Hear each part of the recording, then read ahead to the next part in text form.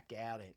Had to make an emergency stop at the comic shop. I was at work talking to Radiant Rook. Shout out to Radiant Rook. That's my guy, man. High energy, great dude. He sent me a photo of like a wall display thing he has. Like he did a display of covers that were all blue. And sometimes I don't notice what Marvel's doing, or DC even to that matter, where like something's like organized like that. Like they did all these blue covers and he had them all lined up. Excellent. Throw it up, man. Give him a shout out. Like I said, high energy dude. I love it. So after all that, talking with him and bouncing back some ideas with him, you know, I got some stuff going on that if it works out, I get to spend more time with you guys. And you guys are special. I'm not just saying that. I totally enjoy it. Yeah, man. Got your DC Connect. Let's talk about this. Marvel Midnight. I don't know, man. You know your boy will jump in there and see what's up. Give you the niblets. But I don't know, man. I'm just not feeling it really. I don't know. We'll see. Oh yeah, dude. Captain America, Avengers Armageddon. I'm totally digging this. Some people were saying bad things about it, but man, you know me. I'm keeping it positive. It looks like a new villain for our guy Spider-Man. We'll see what's up. DC Connect.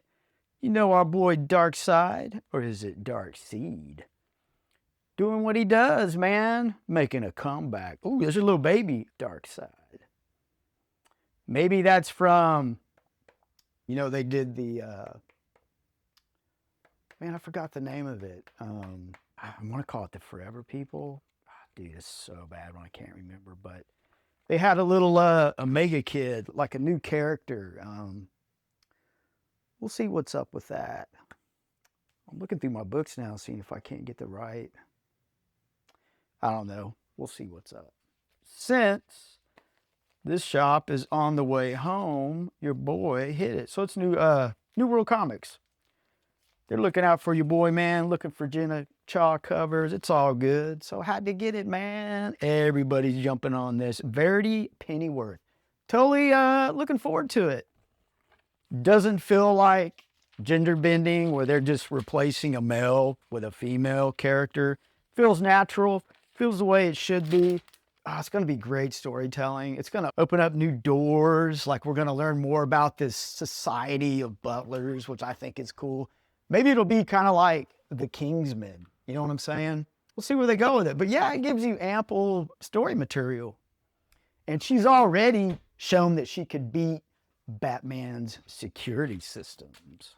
So yeah, I bought a bunch of these. These are one of those where I'll save it for the long haul. Just play the long game, let it simmer. Your boy needs to make a buck or two, man, to support the hobby. It's just how it is. There's nothing wrong with it. Don't ever feel bad if you're selling comics, man, or feel like you're doing something wrong, man. It's all good, man. It's part of the hobby. Always has been. We'll go with this one.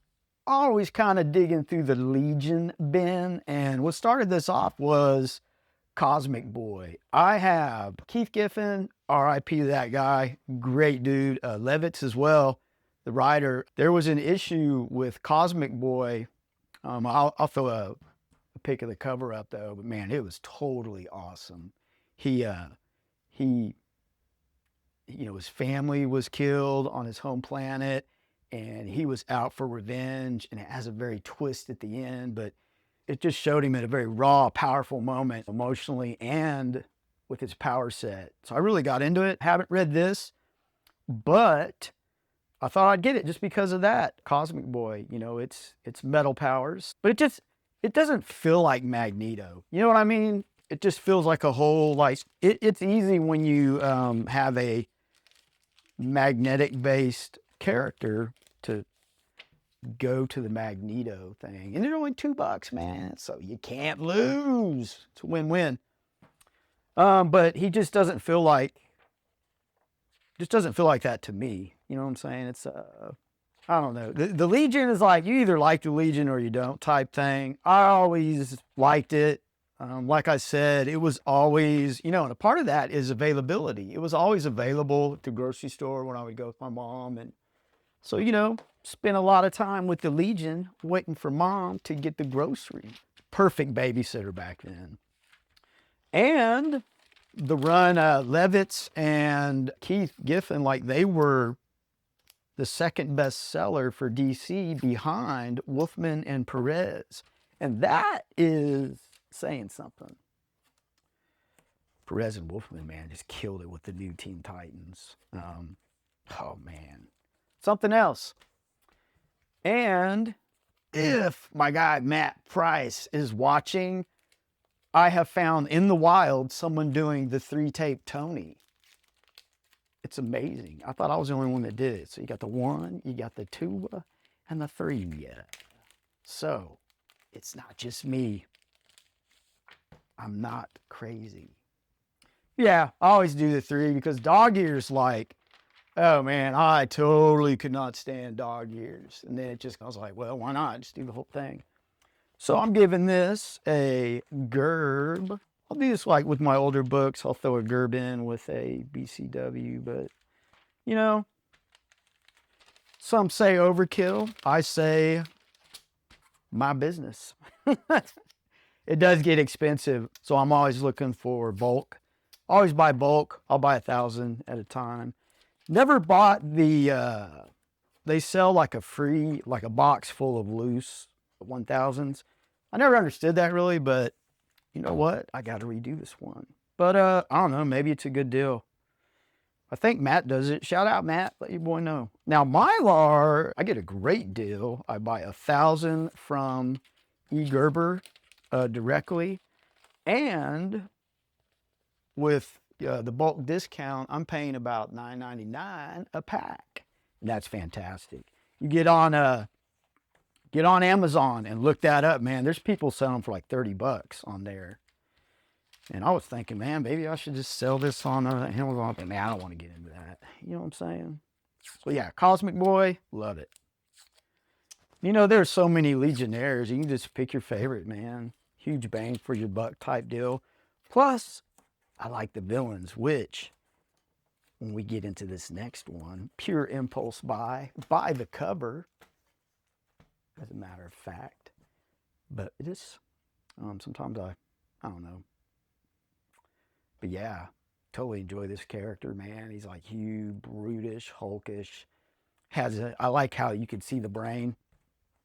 Dang, more 3-tape and God, I know there's like this weird origin story about who he is. I don't know. He's like the kid of, I think, Lightning Lad and it's a Dream Girl. I can't remember, man. It's something weird. But I do like the Fatal 5. For me anyways, a lot of groups and heroes, the villains really play a big role in my part of, liking them or not liking them. You gotta have some cool villains. Daredevil, Bullseye, oh yeah. I loved that matchup before the movie or the TV series came out, but totally dig it. I'll tell you, a recent one is the Mutant Liberation Front. Man, I totally love that. But man, here is the stinking deets. George, well, let me do this one first. Darkstars, just $2, kind of an impulse buy. Like I said, they're not really, kind of can be a villain with Green Lantern, but speaking of that, they're going to nail it with that show. I just got a feeling. You've got the Manhunters, you've got Sinestro. It seems like they're doing it right, people. It really does. We will see. But yeah, the Darkstars. I read a story arc where they were fighting the Green Lanterns and they had teleportation abilities. And Mike Deodato Jr., man, I totally enjoy his stuff too. So he did the cover. I'm cool with that, man. I had a feeling Stephen Platt had something to do with this. I'll have to look it up. But, just, it's a 0. Thought I'd check it out. It may, I don't know, may read the whole series. Never Never got into it, but I totally enjoyed that series I had with Green Lantern. Look at that craziness. But yeah, so, I mean, sometimes that'll happen, like something that I used to run into, like I'll be digging through the bins and I'll see something like that and just pick it up, man. That's the beauty of comics. Always something. And we will see. Yeah, I thought that was cool, man, how they could teleport. Like, they were showing, like, real, like, death and stuff. It was kind of like The Blackest Night. You know, one of the things that was really, like, alluring, you know, appealing to that, and it's kind of weird to say, but, like, the graphic, you know, deaths. People actually, in the rings, when they go to find a new owner, like, there would be, like, a bunch of them, like, boom, boom, boom. You know, oh, just totally crazy. But, man, this is really what spurred me on. The covers for Batman Detective Comics right around this period, I mean, they're just so stinking good. So these are like cover buys for me. I thought this one was cool. And Aparo, that's my favorite Batman artist. I don't know if he did this cover or not, but like this cover was like, oh, totally cool. I just love how Batman is just perched, you know, like the gargoyle of Batman. Boy, that's another book. Whoo, may have to review it. Yeah, stalking the crime Smith. So, you know, I just like the cape is killing it. It is good. Oh, and I also love, you know, there's detail stuff that like really like, you have like the skull of death and you have like this, could be Michael. You got your angel there. You know, these artists like really, they're good. You know, it's one thing to draw a person character, but everything around it, it's a whole different thing, man. You get some of the deeds. See what we got. Oh, I love these training montages. Ah, totally cool. You know, when I was younger, I was reading a training montage of Daredevil by Frank Miller. And I thought you could literally, if you trained hard enough, you could do it. You could be a hero. That's how good Frank Miller was. Or that was just how wacky I was. Yeah, just the innocence of youth and just the believability. Like, oh man, comics are wonderful. To be able to do that, influence a kid like that, that's incredible. Love it. I wish it still did. They're influential in different ways for me now. You know, as you grow older and change, so does how things work with you. And I love it. So let's go with this Batman one. Totally love this image. Starlin cool, Aparo a cool, DeCarlo a cool. Man, all these got the 3-tape action. But it was a cover, man. Like I said, this is like a real cover appeal, you know, buy.